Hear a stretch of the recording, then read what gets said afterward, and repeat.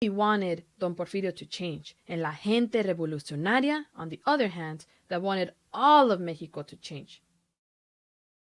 When there is a crisis and a possible rising up of the poor, there will always be a rich guy ready to claim he is the leader. Francisco Y. Madero became part of the anti-re-electionist movement, demanding Don Porfirio not force himself to be re-elected. Diaz immediately ordered the arrest of Madero, and before he could be captured, he went into hiding in San Antonio, Texas.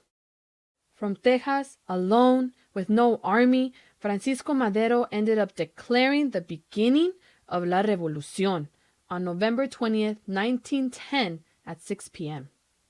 Madero had no way of actually starting La Revolución himself, but he took it upon himself to declare the beginning of La Revolución.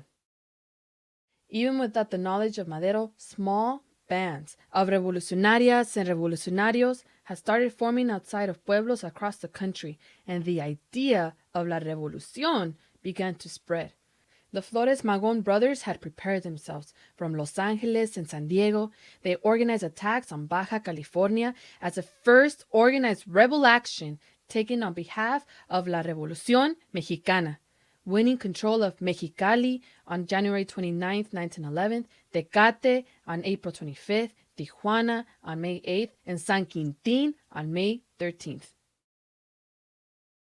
Across Mexico, the rich realized that they might lose control of this movement to get rid of Porfirio, and if they lost control over the poor in Mexico, the poor might come after them next.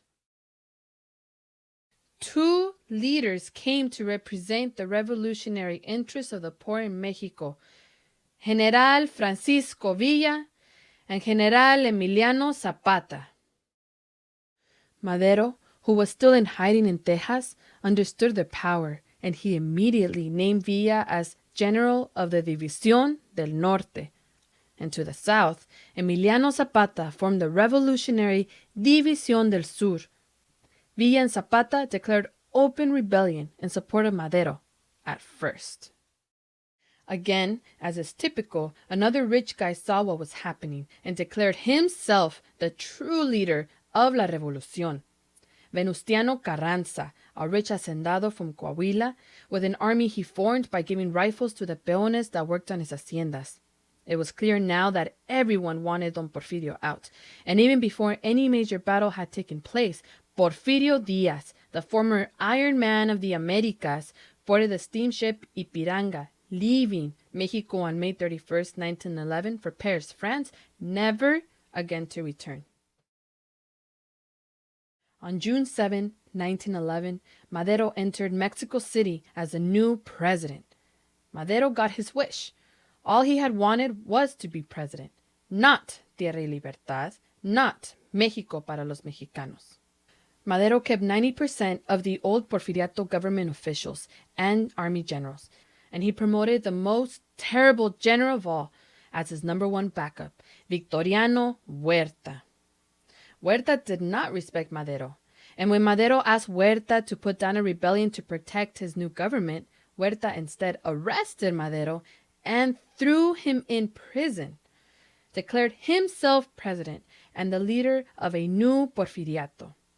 On February 21st, 1913, news reached Mexico City that Madero had been shot and his head cut off as he was trying to escape. Victoriano Huerta had in fact ordered the murder of Francisco Madero. During this period, the globe was in the grip of World War I, with millions of people dying on battlefields across Europe. The Russian Revolution had a tremendous impact on how people around the world understood politics, power, and freedom. It was this series of events that opened up the time for real revolutionary unity in Mexico. Flores Magón, Villa, Zapata, and even Carranza all had a deep hatred for Huerta, and even more so for having so viciously murdered the weak-minded Madero. By July of 1914, Victoriano Huerta was beaten and forced to resign. Carranza quickly declared himself president and announced to everyone, The revolution is over. Time to turn in your guns. But Villa and Zapata did not agree, and instead demanded answers. Who owns the land? Who controls the riches of Mexico? How much power do the workers and campesinos have? Thus, the next stage of La Revolución became the fight of Carranza and Obregón versus Villa and Zapata. Venustiano Carranza and Álvaro Obregón had the support of the rich minority. Francisco Villa and Emiliano Zapata had the support of the poor majority. Government power went back and forth between these armies. Villa and Zapata would take over Mexico City one week, and the next week, Carranza's troops would be back in power. It went on like this for several years until the United States decided to intervene and support Carranza.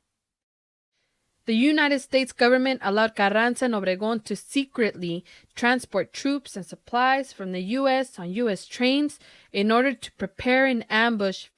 As a result of this intervention from the United States, the Villistas were defeated at the Battle of Celaya on April 13, 1915. It was the first major defeat Villa's troops had suffered, and they were nearly destroyed. Villa was furious, since he had gone out of his way not to antagonize the gringos, and he now saw them choosing to get involved to help destroy his army. In retaliation, Villa turned against the United States, and for the first time in its history, the mainland U.S. was attacked in Columbus, New Mexico on March 9, 1916. The U.S. government called upon their top general to punish the Mexicans. General John J. Blackjack Pershing was issued orders to invade Mexico, find and kill General Francisco Villa. General Pershing was sent with 12,000 soldiers and all of the most modern military equipment available at the time.